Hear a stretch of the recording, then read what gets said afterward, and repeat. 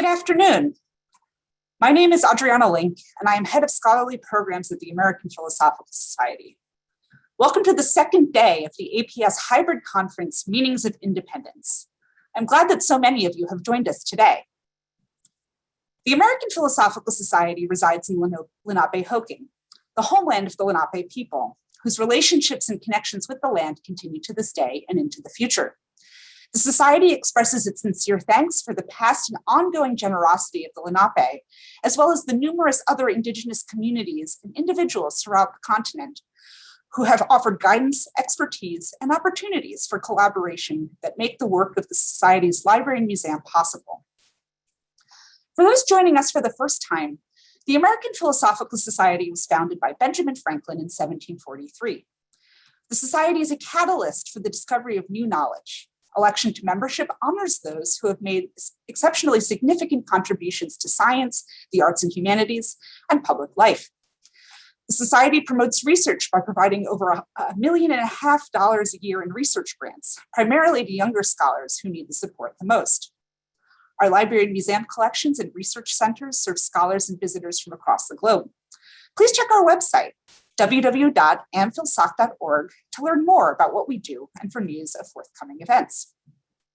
As part of the programming for the David Center for the American Revolution, this week's conference on Meanings of Independence brings together public intellectuals, scholars, educators, leaders of cultural organizations and government agencies, and other engaged citizens who have an interest in the revolution and its commemoration in 2026. Virtual panels will be held today, October 19th, through tomorrow, October 20th, at 1 p.m. Eastern Time via Zoom.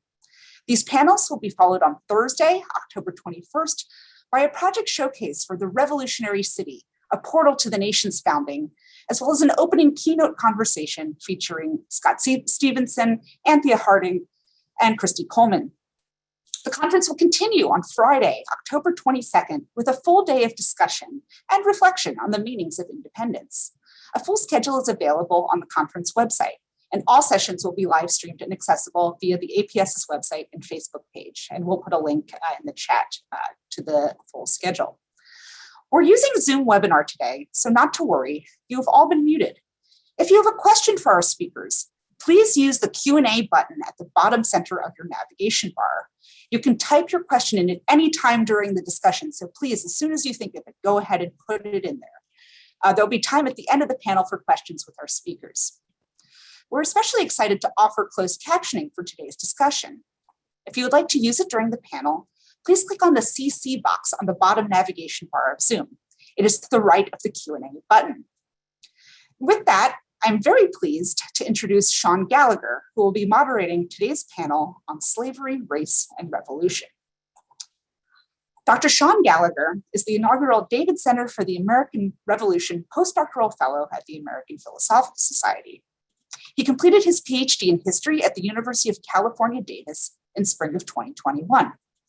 His work examines state-owned bond people in the American Revolution and how Black freedom seekers navigated patriot confiscation, public labor, and impressment. Sean has published his research in the Journal of Southern History and Slavery and Abolition, and is currently revising his dissertation manuscript into a book. And with that, I'm very pleased to turn it over to Sean.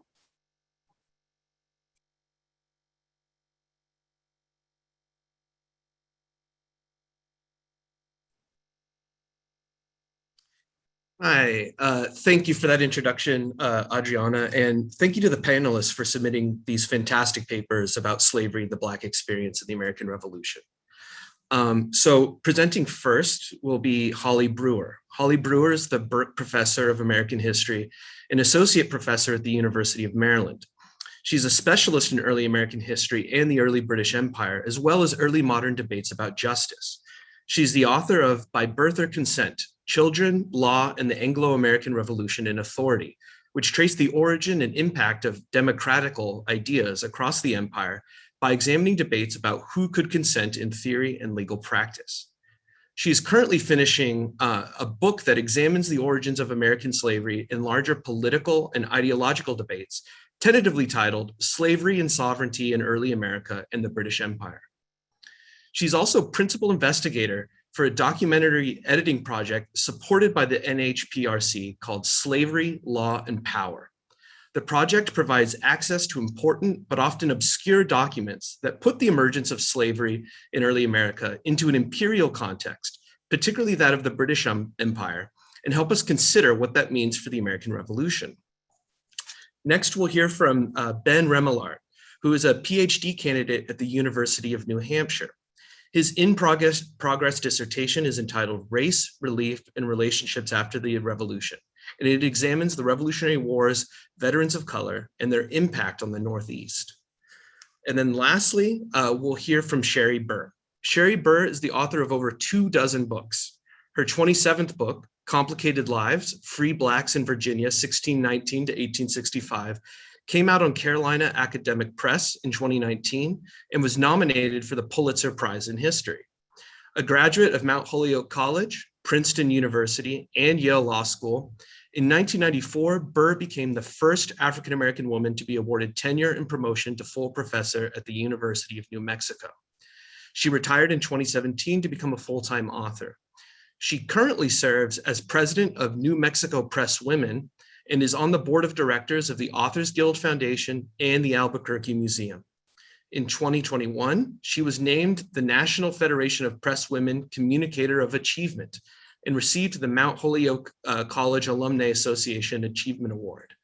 And so with that, I will turn it over to Holly Brewer, and she will kick off our panel.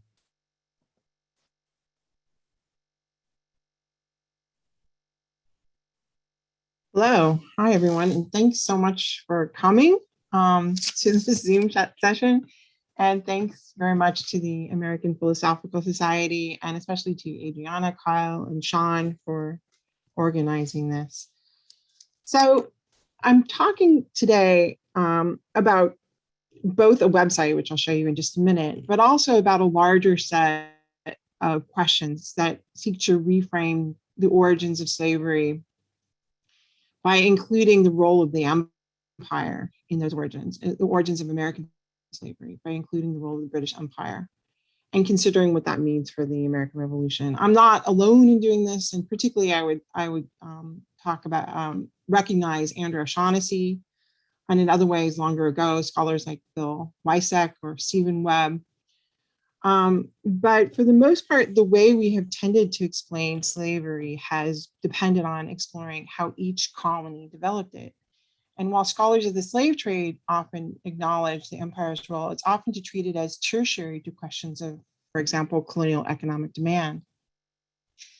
My paper today focuses on some preliminary observations about why it is important to think about the role of empire and what that might mean for understanding the connections between the American Revolution and slavery, both in origins and impact. And explains why not only I'm writing a book that you heard about, but working on this website that creates access to documents and explore some of these connections. So the question is, why, I mean, most scholars of slavery who focus on the mainland US and even many in the Caribbean have tended to explain slavery as emerging within each colony, and has portrayed the colonies as self-governing. Edmund Morgan is the model for this approach in his American Slavery, American Freedom. In this context, explaining what happened with slavery during and after the Revolution becomes a question that assumes on some level that it was easy to start from scratch. In other words, it was easy to get rid of slavery. It was as easy as it had been to, it was easy to get rid of it as it had been to create it. I'm arguing here for what political scientists would call a path-dependent approach to thinking about the American Revolution and slavery. This approach acknowledges that the empire was involved in complex ways in both advocating and regulating and supporting slavery via proclamations, laws, and armies and navies. The colonists were not acting on their own, especially in royal colonies. Incentives were put in place early on to advocate large estates and bound labor, especially in slave labor, which produced staple crops that, when sent to England and heavily taxed, filled crown coffers. So there was a consistent pattern of encouraging slavery where possible, especially in some colonies more than others. And in a way, I was trying to think about how to explain this because it's become so obvious to me now, but how do I explain it for people who work on other periods, or who are so deeply embedded in the traditional approach that it's hard to see why we should pay attention to empire. And to me, it's a bit like trying to explain Arkansas school desegregation in the 1950s without paying any attention to the Supreme Court decision, Brown versus the Board of Education, without really examining Eisenhower or his decision to send federal troops, or even acknowledging there were federal troops involved, without thinking about the longer role and place that the US government had played in perpetuating Jim Crow laws, or in challenging them at different points.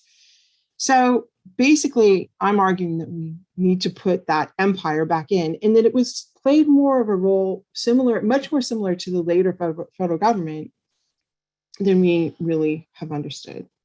So I started down this path more than 20 years ago when I wrote an article that was published in the William and Mary Quarterly on entail, which was enforced primogeniture in Virginia.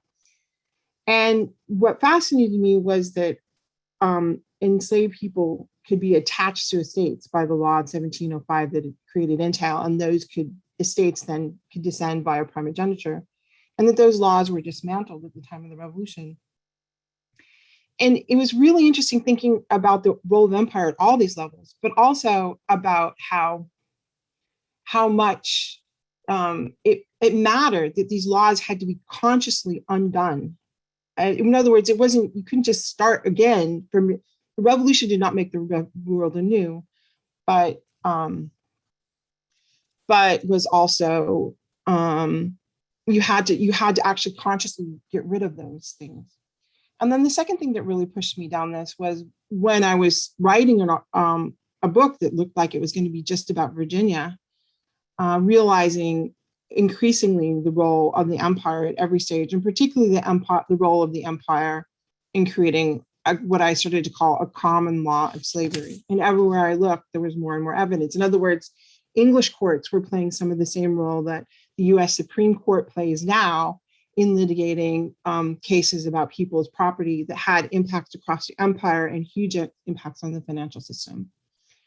So the other really important point I want to make is that slavery was not merely one legal part, but it was part of a complex of legal parts, regulations, incentives, many of them deeply institutionally and legally embedded across the empire.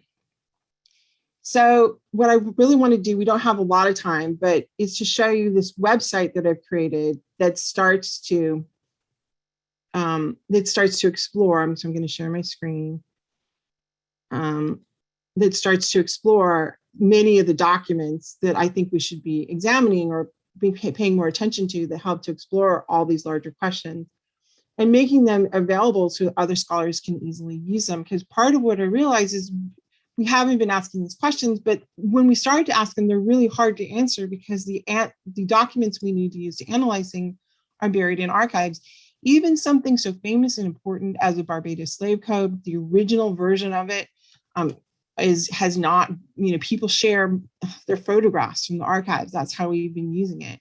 So I've been working with a bunch of terrific graduate students, and hopefully this will be something that a lot of people will start to contribute to, and we'll start to have a much better collection of documents, is to put these documents on the line, to create introductions, to create transcriptions. And this Barbados Slave Code is really important because it shows many of the constituent parts of what slavery became, and also talks about how it was created, which wasn't, in fact, the assembly didn't play that important a role. It was coming out of a council and a royally appointed governor.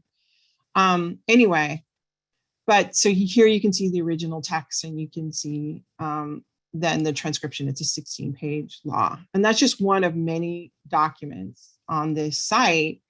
They're organized by chapters that starts to explore some of these larger questions. And the other thing I want to show you is from map that I created with help from my great graduate students, Matt Fisher, who's now just graduated actually, but of the British Empire in the Americas. So we talk always, or mostly if you look on the United States, about the mainland 13 colonies that rebelled, But in fact, of course, there was many more colonies, even on the mainland, and there was quite a lot of others in the Caribbean by my count, and I lay it out here. There were 40 colonies in the Americas, only 13 of which rebelled. And so in terms of thinking about slavery, we should be thinking not just about many ways in which slavery was legally encoded and connected to empire, but in understanding, asking questions of whether the revolution was fought in favor of slavery or to defend slavery, or whether the revolution was in many ways anti-slavery. It actually helps to know, I think, that slavery was legal in all of those 40 colonies, and it was only among the 13 that rebelled, and indeed only in 7 of those colonies that in the 20 years after the revolution set up plans for gradual abolition of slavery or abolish it outright, in some ways by court decision in Massachusetts and New Hampshire. But seeing this larger perspective and realizing that in many of these Caribbean colonies, some 80% of the population was enslaved, and they were very vulnerable. Those power structures that enabled those plantation colonies were upheld by the British Empire, I think is really important in thinking through what's happening in the mainland. Likewise, and one further point here that I think is really important, the terms of the Treaty of Paris in some ways upheld elements of the older English common law of slavery, that is, that enslaved people were collateral for debts, by upholding in Article 4 of that treaty in 1783, that the former colonists had to repay the debts at interest that they had taken, and enslaved people were the collateral for many of those debts. So this is just a few of the many ways in which acknowledging this embeddedness helps us make more sense of the revolution, the origins of the revolution, and its consequences. And I want to end by with a few quick comments related to the Declaration of Independence and to the title of my paper.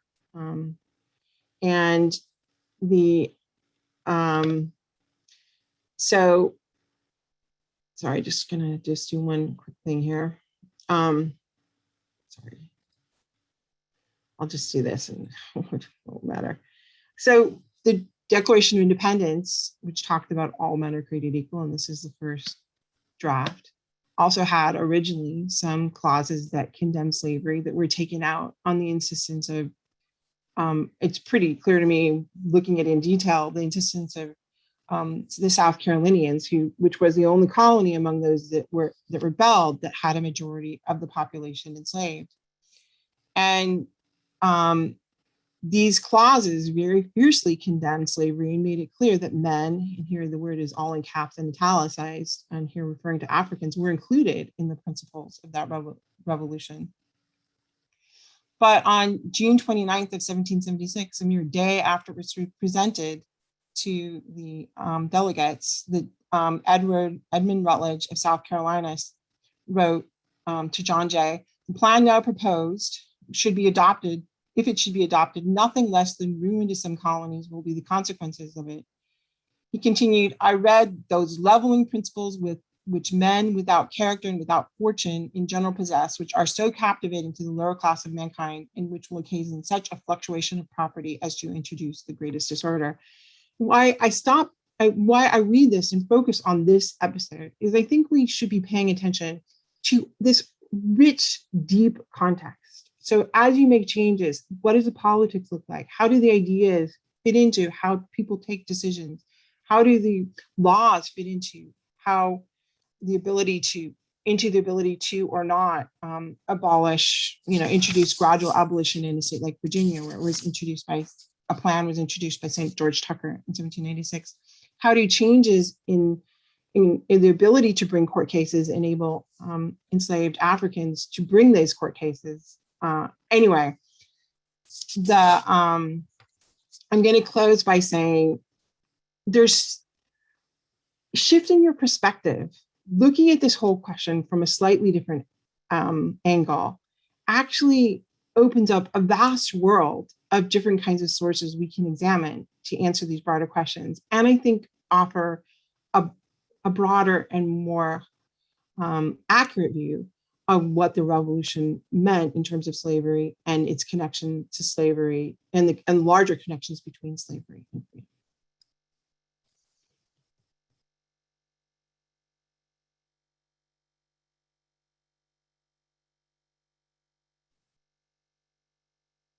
Hello. I've been told that my microphone isn't working too well right now, so I'll try to speak up. That being said, thank you to everyone who read my paper and to you all for being here and obviously for having me here. I'd like to start with the customary, this is the early stage of a much larger project spiel, that larger project being my dissertation. So that being said, I of course welcome any suggestions as we go through because much of what you read will end up getting stretched into a couple different chapters of that dissertation.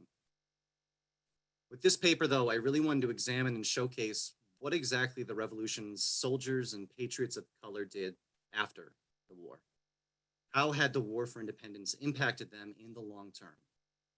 This is where a lot of us run into that dreaded archival challenge, where there's just not a lot of records tracing what these men were doing with the rest of their lives. I think this is where some historians, speaking broadly, usually end their studies. Sometimes this is due to the source base, where often poor, often illiterate, and often marginalized within an increasingly segregating nation, veterans of color left few records behind. Sometimes if the focus is on indigenous communities and soldiers, you might get an abbreviated story of being pushed to the margins, either onto or off reservations in the East that are chipped away at due to ever-hungry white land speculators, or they're pushed west. For Black soldiers, it's usually a story of returning from war, starting families, moving to new rural communities and opportunities away from former enslavers, or moving to growing Black communities in cities along the coasts where those men are acting as sources of inspiration for the next generation. They're acting as this visible reminder of the revolution, both its realized promises in terms of freeing enslaved soldiers, but also the length the nation still had to go to end racial discrimination and slavery writ large. Sometimes historians will harken back to the early works of 19th century writers like William Cooper Nell, focusing on better known individual veterans or patriots like Boston's Prince Hall, or like Philadelphia's James Forten, or like Connecticut's Lemuel Haynes. And in so doing, historians often showcase these exemplars, usually from the upper tier of Black veterans in particular, ones who were lifelong public-facing activists. This focus, and again, I'm speaking in really general terms here, overlooks the vast majority of veterans of color, especially those who were poor, who were illiterate, and who themselves left little to no records behind. But if you read my paper, you know that I think there's a lot there that's been missed, and that's the experiences of those Indigenous, Black, and multiracial veterans and patriots, which I believe need to be put into conversation with each other. And I want to be clear that there's obviously some major differences when we're talking about the challenges that these different populations face both during the revolution and in the other republic. What I've begun to tease out in the paper that I submitted for this conference, though, is that despite those differences, there's also a wealth of similarities that necessitate us looking at these men, regardless of race, under this umbrella of them all being veterans and patriots of color, this generational cohorts of patriots of color, if you will. Now, to steal a bit from my conclusion, for those who survived the horrors of war, they returned home with a lifetime of opportunities ahead of them. For those dissatisfied with the post-war status quo, they petitioned for their financial rights as military veterans. They moved to seize opportunities for themselves and their families where they were most available, either in the form of work or community. They united to form new social and political organizations, and they even climbed political ladders. Petitions are some of the most important documents I've been looking into because they really stretch from before the war to during it and to after it. This includes some of what I referenced in the paper in regards to enslaved men petitioning for their freedom, like future soldiers like Felix Holbrook and others in Boston in the early 1770s, Prince Whipple and 19 other enslaved Portsmouth, New Hampshire men during the war, and a group of enslaved Connecticut men in 1788, some of whom were likely veterans given what they mentioned in their petition. As far as we can tell, though, most men who enlisted into the armed forces in the Northeast in order to earn their freedom usually did emerge from the War for Independence as free men. Perhaps more common were the post-war petitions for both formerly enslaved and free men to receive the back pay that was still owed to them. And here's where we see more examples of these veterans and patriots, regardless of race, using similar methods to achieve the same ends. Some, like New York's Joe Ripley, hired agents or their former officers in the hope of receiving their back pay. Others, like the group of Black and multiracial veterans from Rhode Island I highlight, hired lawyers to help bring their case to the War Department's account office. And it's examples like theirs that I think are especially important, where you see groups of these veterans of color coming together and advocating not just for themselves, but for each other and their families as well. Another good example of this being the Veterans Treaty signed by the Oneida in the 1790s, where you had not only money dispersed for lost property during the war, but additional material supplies and funds for things like a new sawmill, infrastructure that would benefit the whole community. And it's as veterans that these men were best able to support each other in their old age. And while I couldn't get too into the weeds with it in this paper, because it's going to form the basis of a whole other chapter of the dissertation, these veterans kept in contact with each other late into their lives. When the first federal pensions for Revolutionary War veterans were approved in 1818 and then in 1820, if you go through their applications, these veterans of color are calling on their former brothers in arms to help them support their claims. And it's not just that you have only, say, Black veterans supporting Black pensioners or Indigenous veterans supporting Indigenous pensioners. The support runs across racial lines, where you've got white veterans and officers supporting the claims of Black pensioners. You've got Black veterans supporting Indigenous pensioners. You've got mixed race veterans helping any number of different pensioners. And I'm obviously not the only one who's looked at these pension applications. Judith Van Buskirk wrote a great book a couple years ago using about 500 Black pensioners applications, looking at the details they provide on those men's lives, their military service, etc. What I want to add, by keeping this wider umbrella, this multiracial generational cohort in mind, is that those connections they maintained are really important for highlighting that wider veteran community, as well as those details about these men's lives between the war and their dying days, some of which inform some of the details in this paper. These men, though, were also advocating for more than just the financial needs of veterans. Across the Northeast, there are examples of not only those quote-unquote leading men who are more famously known, but also those lesser-known veterans and patriots who similarly took on new roles and responsibilities in the early republic. In Rhode Island and Massachusetts, you see multiple Black men, both free and formerly enslaved, both forming and taking part in new mutual aid societies dedicated to providing for their members financial and moral support. Men like Prince Hall and George Middleton, but also lesser-known men in leadership positions like Bristol Yama and Felix Holbrook. Then you also have those veterans who did not become leaders, but who were simply members of those groups, attending meetings, paying dues, supporting these groups and promoting their causes on a less vocal, less well-known level. Similarly, you have Indigenous men across the Northeast, either rising to fill positions of importance like Captain Hendrik Appelmuth in the Stockbridge community, or as was the case I highlighted among the Narragansett, you see former veterans like John Harry, Daniel Perry, and Gideon Nokek rising up through the ranks to fill spots on the yearly elected tribal council, where they submitted petitions to the Rhode Island General Assembly and found ways to help support their community's poorest members, some of whom could be their fellow council members. And I go into some details in the paper in terms of some of the challenges these veterans continue to face, like Hamet Ahmed and Cuff Roberts' difficulties attaining permanent residency in places like Providence, or for some of the Indigenous men at the heart of this study, their efforts fending off white land speculators, not to mention the economic straits these men found themselves in as elderly men, regardless of race, especially for those who suffered from debilitating wounds they received during the war. I think it's also important, though, to stress the opportunities, both the ones they seized, as well as the ones they created for themselves and their communities. So in conclusion, I'll steal from my introduction by saying that the War for Independence, while an important part of these men's lives and stories, was not, I believe, the defining feature of their lives. What I hope to have shown and what I hope to show with my dissertation when it's finished is that the American Revolution served as just one opportunity in a lifetime of opportunities for these men to secure better futures for themselves, their families, and their communities, where the revolution offered a jumping off point for a lifetime of new opportunities, communities, and activism. Thank you.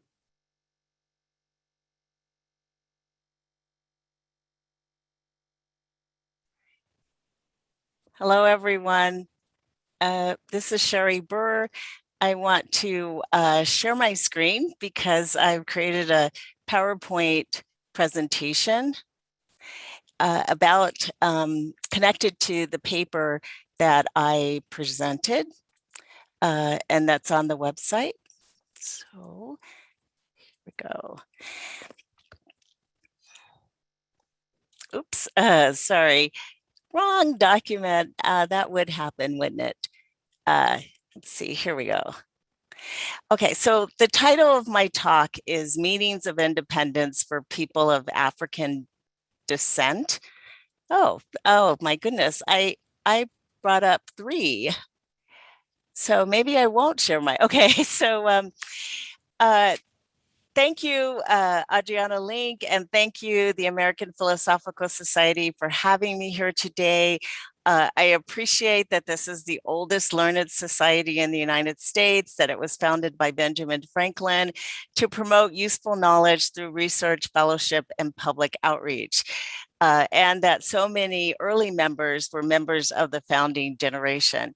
And if you had a chance to read my paper, I start out by talking about what does independence mean from different perspectives, because this conference is called Meanings of Independence.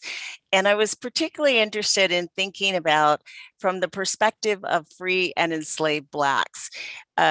So I start out in my paper talking about, the first section is about what does independence mean for these 3 groups. For the American colonists, I think it primarily, they rebelled, seeking political autonomy, seeking self-government, seeking freedom of control from the king and the parliament, seeking self-reliance, and they had proven that they could be financially self-sufficient from England, so why pay taxes? And one of the most onerous taxes that was imposed was the stamp tax, which they rebelled against. And we all know what happened with other tax rebellions. For the people of African descent who were enslaved, I think the word independence connotes liberty, freedom, emancipation, manumission, being freed by individuals from slavery. And for free Blacks, independence connoted enfranchisement and privileges and rights as citizens. And this varied a great deal depending on the colony that they found themselves in. Of modern historical importance, I believe, is that we need to include Blacks in the conversation about the Revolutionary War, particularly as we approach the 250th anniversary of the Declaration of Independence. This portrait is a painting of the Battle of Bunker Hill, which took place on June 17, 1775, where the Brits defeated the Continental forces. So you'll notice in the background, there are a couple of African soldiers. And I think it's important that they were painted in because African soldiers were both free and enslaved, were an important part of the revolutionary forces. They joined the free Blacks and joined early. Many of them joined in significant numbers in the upper region of the colonies. And enslaved Blacks were often promised their freedom if they would join the revolutionary cause. Sometimes they were promised their freedom by a colony, and then other times they were promised their freedom by their enslaver. So the enslaver was responsible for himself participating in the cause. And so rather he would send a replacement, one of his slaves, and he would say to the slave, if you participate, I will grant you your freedom. And this happened a lot in the South. And unfortunately, not all of the enslavers lived up to that promise. The Boston Massacre on March 5th, 1770 is interesting because it claimed the life of Crispus Attucks, who was the first person to die in the revolutionary cause. Here's an image of him, and then there's also this painting showing the British forces shooting Crispus Attucks. When I was growing up in Phoenix, Arizona, most of the books that we read about history did not mention the contributions of African Americans to the revolutionary cause. Rarely, they might mention Crispus Attucks, but nothing at the level in which Blacks participated in the cause. Free Blacks joined in numbers disproportionate to their presence in the original colonies. They remained disproportionately in service longer. In some instances, they fought side by side with their white counterparts. In other instances, the units were segregated. Massachusetts included free Blacks in the list of eligible draftees, and Rhode Island not only sent more free Blacks to the cause than Pennsylvania, for example. They raised 2 battalions of slaves and promised them their freedom. So it was interesting, just the level of free Blacks who joined. Now, one of the things that makes it hard to trace Black participation in the Revolutionary War is that in some instances, the word Negro or Black was put next to the person's name, but in other instances, it was not. So we don't know. I do know of John Emery, and he is a free Black who first enlisted on January 20th, 1777. And he re-enlisted 8 times in Pennsylvania's 5th Regiment. And one of the things that's interesting, these 9 records were put together by a cousin, Luella Burr Mitchell Allen, who brought them to the Aaron Burr Association in several decades ago when she was trying to show the connection between John Emery's daughter who married John Pierre Burr, who Luella was first presenting this evidence that John Pierre Burr had been the son of Aaron Burr, and that John Emery was John Pierre Burr's father-in-law. And in these records, they all spell John Emery's name differently, but someone was able to put it together. And when I found his will, it became clear when he signed his final last will and testament, he signed his last name, E-M-E-R-Y. That was the correct spelling. So I end up concluding that the reason why there are so many different spellings is that the person who was taking down the information was doing so phonetically. The one slide that I put together, and this comes from Ira Boleyn's book, Slaves Without Masters, is the proportions of Blacks who were free. I think it's interesting to take a look. So in 1755, there was some census done in Maryland and Virginia that showed 4% of the Black population in Maryland was free and 3.5% in Virginia.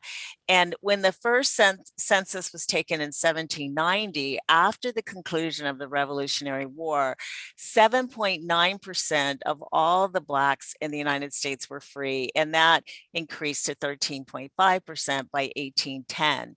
But one of the things you'll notice is that 40.2% of the Blacks in the North were free as of 1790, and by 1810 it was 74%. One of the challenges in getting people to rethink some of the things that we falsely learned, which is that all the Blacks were slaves, and that the slaves were only in the South. There were no slaves in the North, which is not true. And all the whites in the South were slaveholders, which is not true. It was only about 25% of the whites in the South who were slaveholders. And those who owned over 1,000 slaves in their lifetime, like Thomas Jefferson, were at the upper echelon of the wealth curve because slaves are very expensive. And Jefferson actually ended up double mortgaging his slaves in order to get resources for Monticello. They were that valuable. So in the South, though, you notice in this slide that by 1810, 8.5% of the slaves were free. I think the more interesting statistic is that when you look at raw numbers throughout the decades, that prior to the conclusion of the Civil War, never were there more free Blacks in the North than there were all in the South. So there were always more free Blacks in the South. They were either as I talk about in my book, Complicated Lives, they were either freed early on because they were considered indentured servants, and then they were descendant from free women because free women gave birth to free children, and enslaved women gave birth to enslaved children. Also, many of them were emancipated, like my fourth great grandfather, Gideon Hill, and his family were emancipated from slavery in 1787 by a deed of manumission. So there were a variety of ways by which people gained their freedom. Some of them purchased their freedom by saving their money on their day off. Usually slaves had Sunday off, and a lot of times they would hire out and then save their money, and they were able to purchase their way out of slavery. So this is, I think it's important just to notice that when we talk about slavery in this country, it's complicated by the fact that within the midst of this enslavement society, there were always free Blacks from the very beginning. And I think that's important to note. And particularly because one of the stereotypes associated with we need to keep Blacks enslaved because they're feeble-minded, they can't manage their own resources, and none of that was true. And having this free Black community living in the midst of enslaved society disproved that, because my ancestor, for example, Gideon Hill, he apprenticed as a blacksmith. He saved his money, and then he bought a farm in Virginia. And one of the rights that the Virginia House of Burgess always supported was the rights of all people, including free Blacks, to own land. And so he owned property throughout his adulthood. Now, when we talk about meanings of independence, I think it's important to make sure that we include Black women in the conversation, because I know a lot, as we start adding back Blacks into the conversation about the Revolutionary War, a lot gets focused on Black men, and for good reason. But I think it's also important to make sure that Black women are part of the conversation.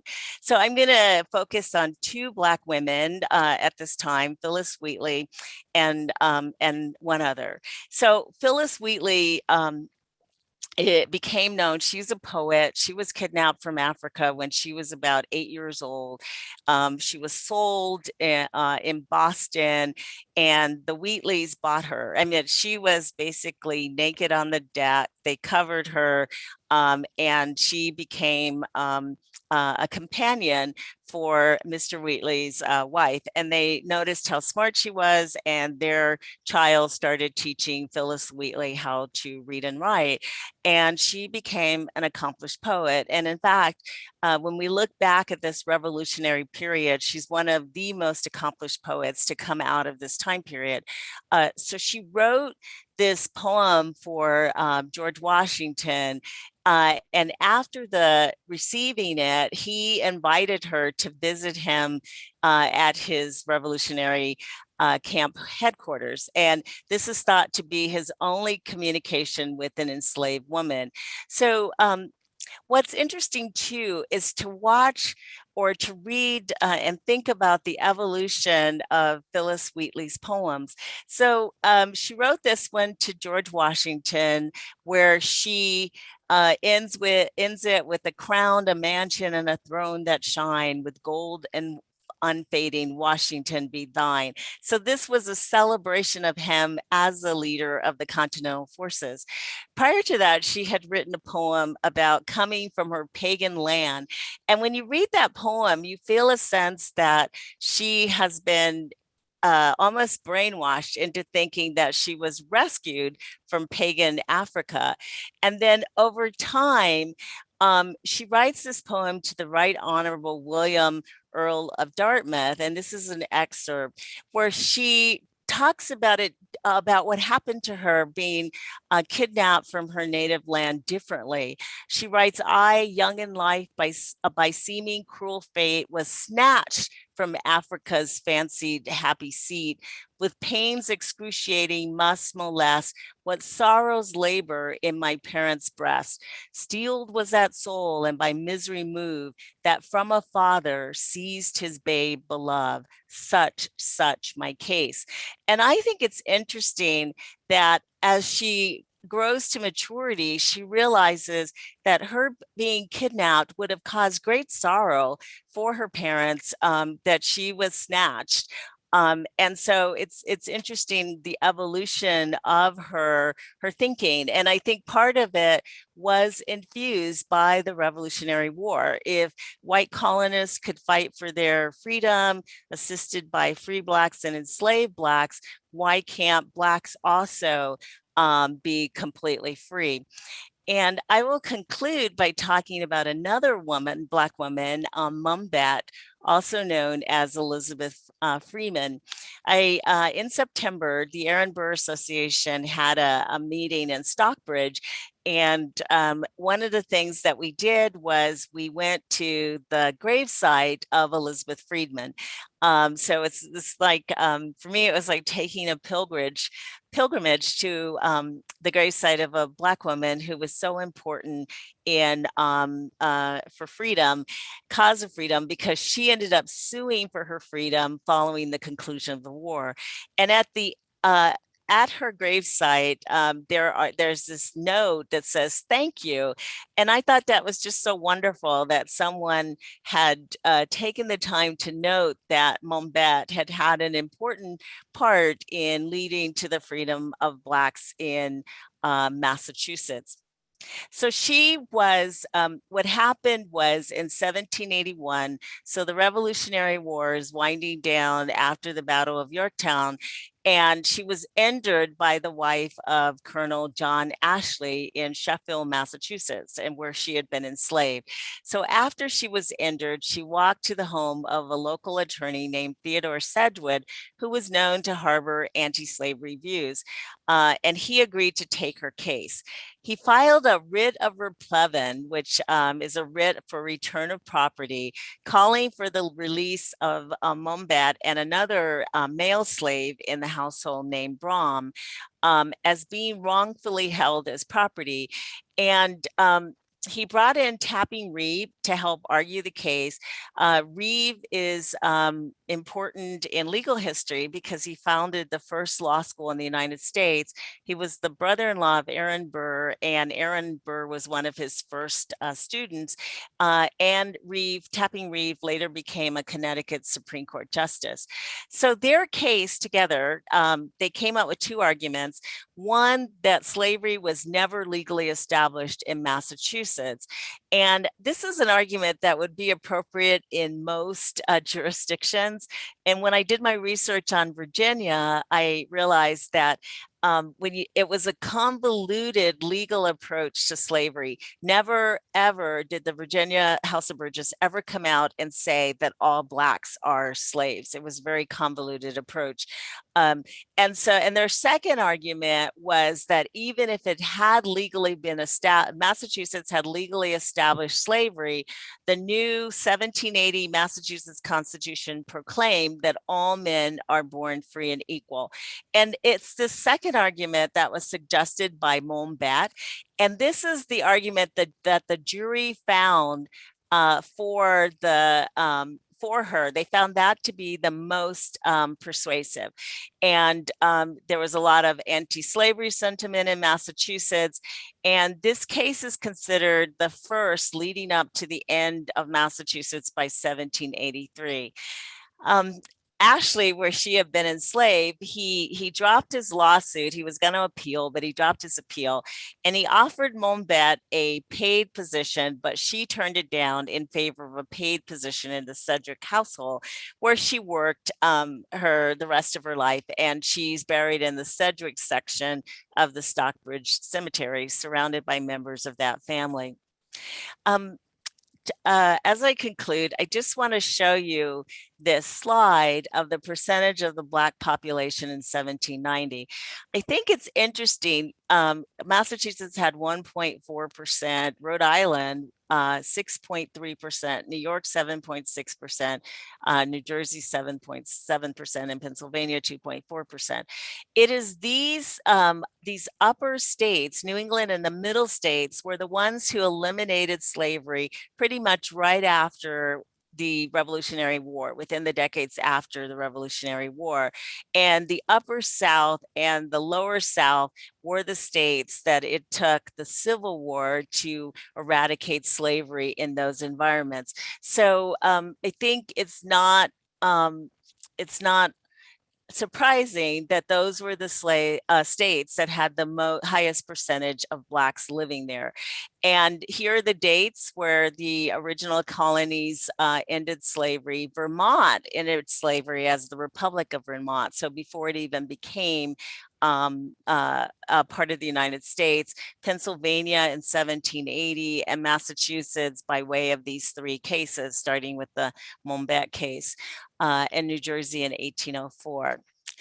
As I was writing this paper, I thought about history and context, and it occurred to me that it seems like every 80 years or 80, as President Lincoln wrote in the Gettysburg Address, this nation engages in a fight to determine its liberty and soul. In the 1780s, 10 years into the midst of the Revolutionary War, which concluded with the Battle of Yorktown in 1781.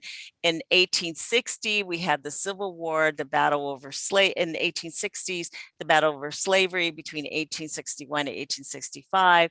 And then the 1940s, we had the World War II and the battle against fascism.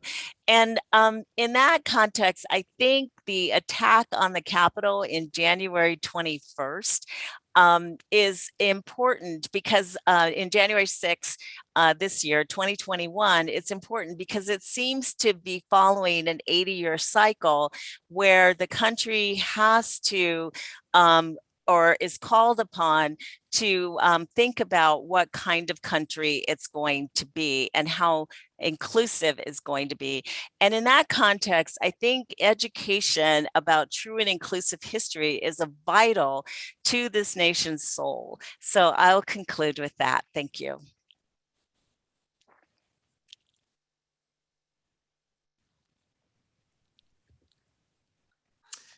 Excellent. Thank you all. These were really fantastic presentations. So we have a good queue of questions loading up, and there's still time for people to get questions in. So please keep adding them. I'll start off with a question of my own, and this is for all the panelists. It's striking to me that in all of your papers is how extensively free and enslaved people organized after the American Revolution, and how dramatically the legal and political context of slavery shifts in the 1790s and the early 19th century. And so kind of given that longer period in which we're talking about abolition and the consequences of the American Revolution, given that, I was wondering if any of you wanted to comment briefly on comment briefly on kind of the chronology of African Americans' revolution and how much that depends or did not depend on kind of the central events, the events we see as central to the American Revolution at large, right? So in other words, if we're talking about the consequences of the American Revolution being abolition in the 1790s and early 19th century, how much are events like independence, the ratification of the Constitution, these other kind of like load-bearing moments, how important are those to African Americans' own kind of political activities. And again, anyone who wants to jump in on that. I'll jump in on that. I think it's very important. I think it's important not only did the revolution start people like Phyllis Wheatley and Mombet thinking we're entitled to our freedom too, but it also started many of the white colonists thinking, how can we continue to enslave Blacks when we ourselves have just fought for our independence? And I think that there's a line connecting the fact that George Washington commanded these troops, these mixed race troops, to the fact that he became the only president who was an enslaver who arranged for the freedom of all his slaves. So I think it's both that the revolution had an impact on thinking among free Blacks that free Blacks are entitled to more participation in the political process because they fought alongside their white colleagues. And I think it had an impact on enslaved Blacks thinking, why shouldn't we have our freedom too? And on many columnists thinking, this is wrong. We just obtained our freedom from Great Britain.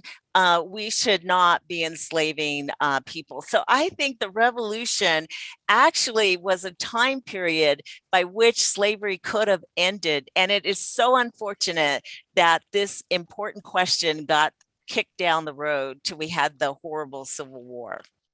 So I'll just answer, I agree with all of that, but I'll answer in detail about, for example, Virginia, which I had a brief paragraph on in my paper. So it was actually illegal to manumit a slave in Virginia between 1727 and 1782, and the Virginia manumission law made it easier for masters to create agreements with enslaved people to earn money or whatever. But it also set in motion it also became easier for enslaved Black people to sue for their freedom, partly because of state constitutions like Massachusetts, and partly because, and this relates to one of the questions in the queue, because earlier under when they were part of the empire, first a series of court decisions had said that people who were Black who were heathens and could be considered property. But then the 1732 Debt Recovery Act, which was a parliamentary law, so that in the colonies, people could be considered property for the recovery of debts. And so once you have the British Empire not explicitly part of the equation, it opened up a possibility. So as you see in the Mombet case in Massachusetts, for people to say there is no law here, right? And the Constitution goes against it. And so it in many ways, a crucial part of the legal structure of slavery had been filled by empire. But it's complicated, as I've talked about. Yeah. Well, and I like that you mentioned that freeing slaves was illegal in part of Virginia's history. I mean, it goes up and down. And then from 1782 to roughly 1804, 1805, there was this period in which people could free slaves.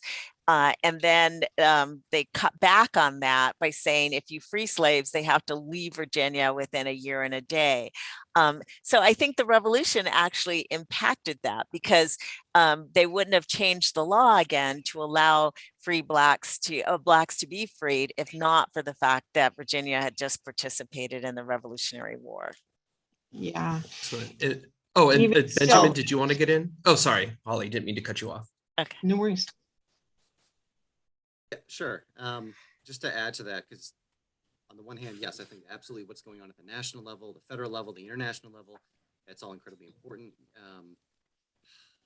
Especially the veterans and communities I'm looking at, they're absolutely supporting things like the banning of the international slave trade in 1808, and that's something they're celebrating in the years to follow. It's federal acts like the federal pensions in 1818, 1820 that are benefiting them directly. But I think it's also, at least from my perspective, the things that they're doing at the local and community levels that are really important.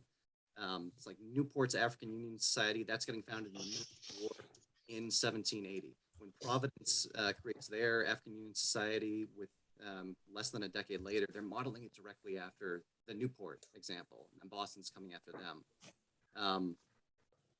And so I think like these foundational moments are obviously very important, and we wouldn't have seen some of the advancements that we saw without them. I think it's equally important, what these people are doing at the individual level and community level, state level. It's also really important there too. But just quickly, I wanted to say it's also not only about revolution, but also about reaction, and reaction that's embedded in things like debts owed to British merchants are that our mortgages have enslaved people as the mortgage collateral. And so, and then episodes like Gabriel's Rebellion in Virginia, where Gabriel and enslaved Black men tried to lead a rebellion, end up leading to reaction. There's, I think it's Charles Pettigrew in a debate in the Virginia legislature in 1802, who says, "It's a pity, but slavery and tyranny must go together." So then Virginia starts reintroducing some of the harsher laws. So it's replaying that political context. It reshapes options often. The laws reshape options for Black people who are enslaved. Thank you. Excellent. So we have a few questions here specifically for you, Holly, both from Marcus Daniel and from Edward Countryman, asking you to think about the Somerset decision and and how the Somerset decision of 1772 fits in your argument about a common law of slavery. Edward Countryman specifically says, on the British side, most of us are familiar with the Somerset case and Samuel Johnson asking about yelps for liberty among the drivers of Negroes, quote unquote. And on the American side, James saw the full import of asserting equality in his 1764 pamphlet on the rights of the colonies, asserted and proved for Black people and for women. So do we need to see today's issue, meaning the issue of slavery and the revolution, do we need to see that then in a trans-imperial context? And with recognition that slavery died really hard, with the American Revolution only beginning. So if you could speak to that, and then also just kind of specifically to the issue of the Somerset decision. Sure. Somerset is, first of all, I think it emerges within the debates over consent and slavery that are already flourishing by 1772. But,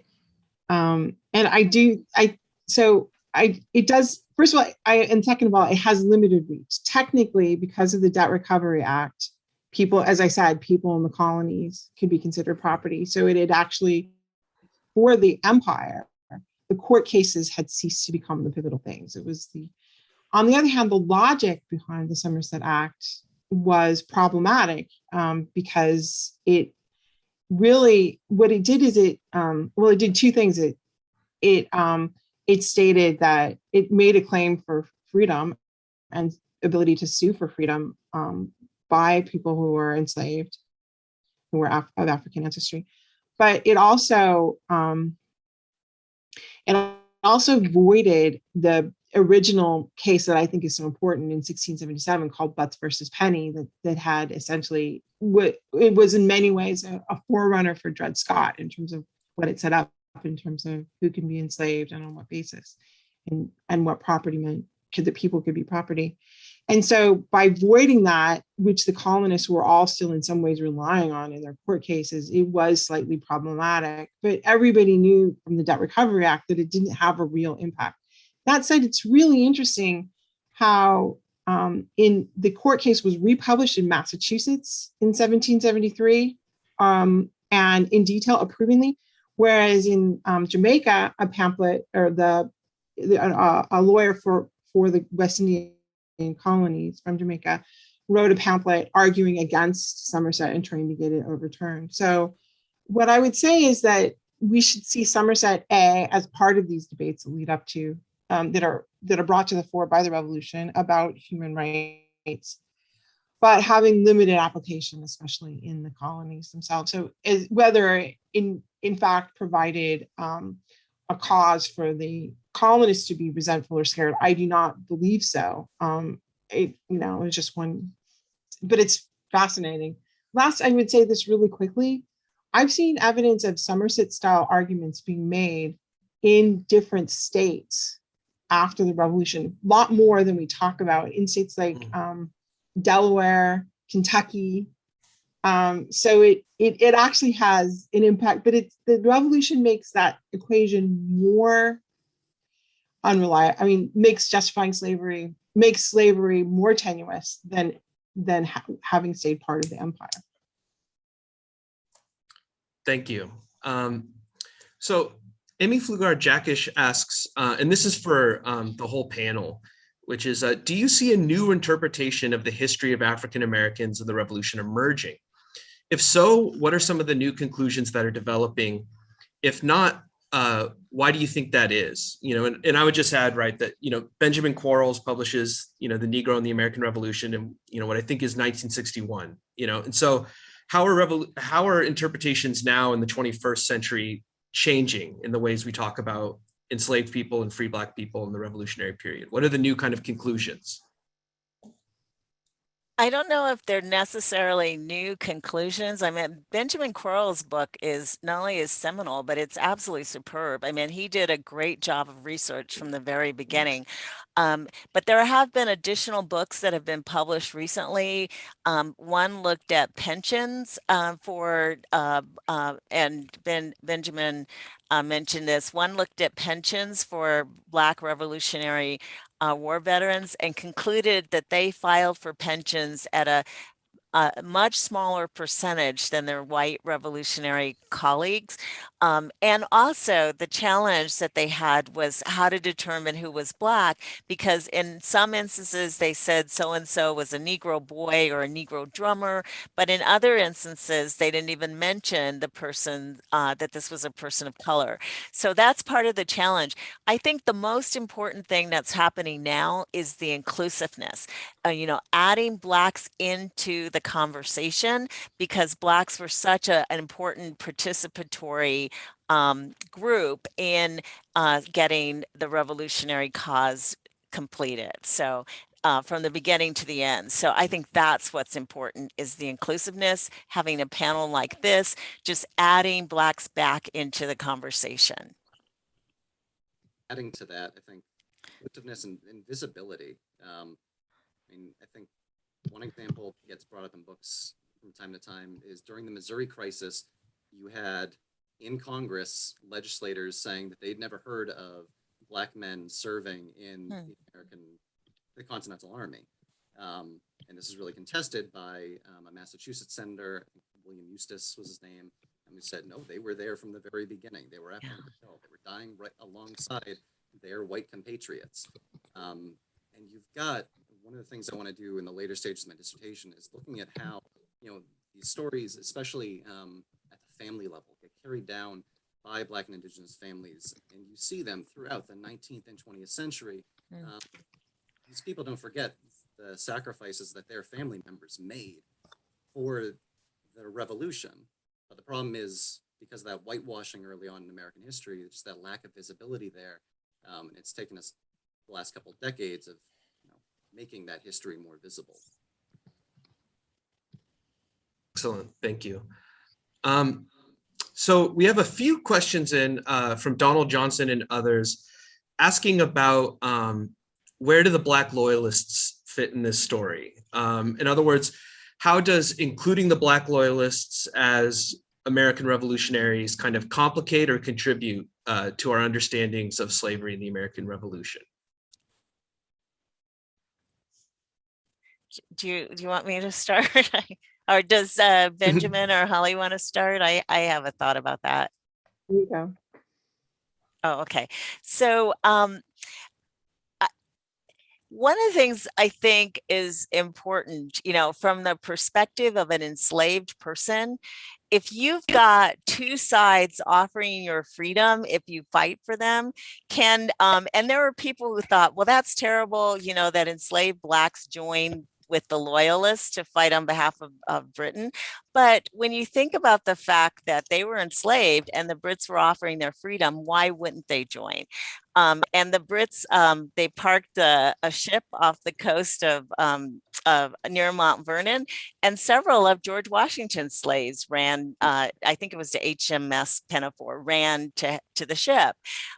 He was able to recapture some of them at the conclusion of the war, but I don't know that it necessarily complicates the situation, but it does show that just like there were white loyalists who fought on behalf of Britain and spied on behalf of Britain, that there were some Blacks who potentially benefited by getting their freedom by joining the British cause. So, and Benjamin or Holly, do you want to add to that?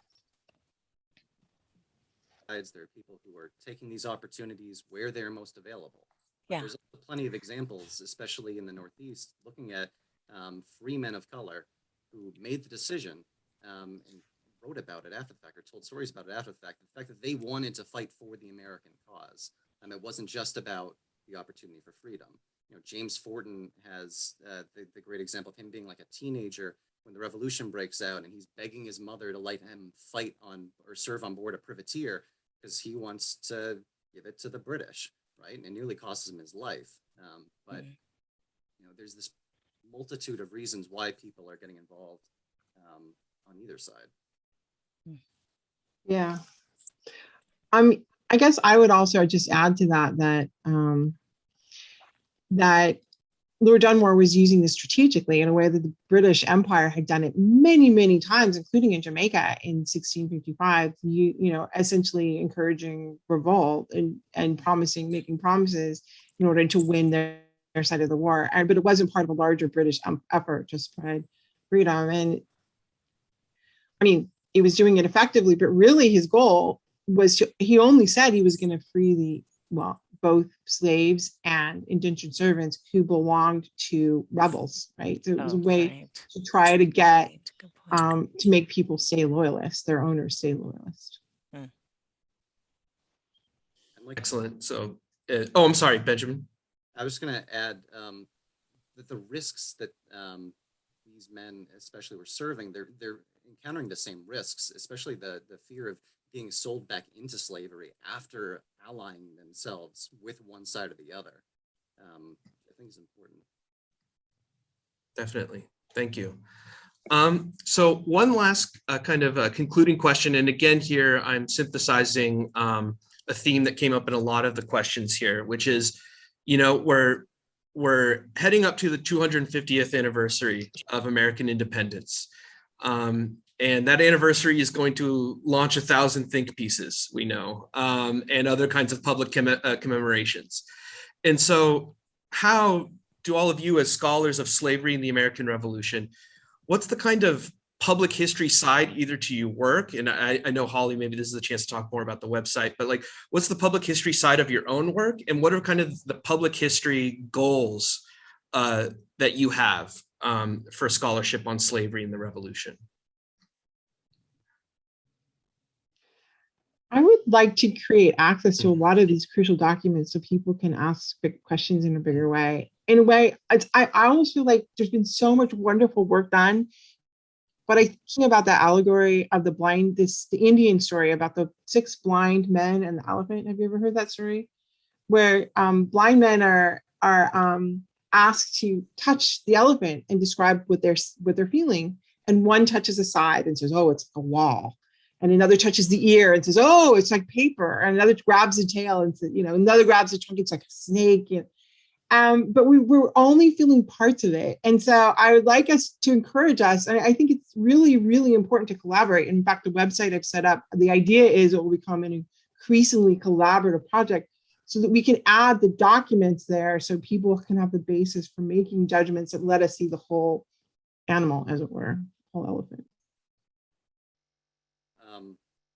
One thing, and I hope my advisors won't think I'm putting the cart before the horse here, but like one of my long-term plans for after the dissertation gets turned into a book is to set up a website as a companion piece to the book, where as I've been going through these hundreds of pension applications and other resources, I really want to create a resource making all of those sources more available. Take the transcriptions that I've made of these sources in addition to just the raw copies, because I mean, anyone who spent time in a college classroom will realize that students' cursive reading abilities aren't as good as they used to be. So having the transcriptions there are going to be important, right? Just having like free resources on top of the more academic side of things. That's what I'm into.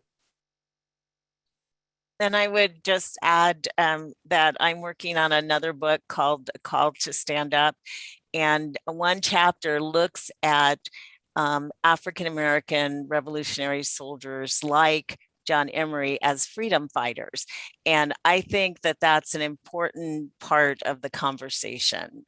I just think it's so vital to add back the idea that, as Benjamin just said, that African Americans were part of the revolutionary cause from the beginning, sacrificing their lives, sacrificing their time and their energy. And John Emery, for example, was at Valley Forge with Washington, so starving as well. And so I just think that that's an important part of the conversation that we need to make sure happens. And that's my goal. Excellent. Thank you all. Great. Thank you all so much. This was a terrific conversation, and I wish we could keep going, but unfortunately we're at time. So I want to give you all a round of applause from my office, and I know everyone at home is giving you virtual rounds of applause. I hope you'll all come back tomorrow for our final virtual discussion on contesting power and authority in the age of revolutions, and that'll take place at 1 p.m. Eastern Time via Zoom. And a reminder too that all of the recordings from our discussions at this conference will be available on the APS's website in the coming weeks. So please check back for those recordings. So thank you all again, and looking forward to seeing you soon. Thanks for coming, everybody. Bye. Bye-bye. Thanks Thank you. for-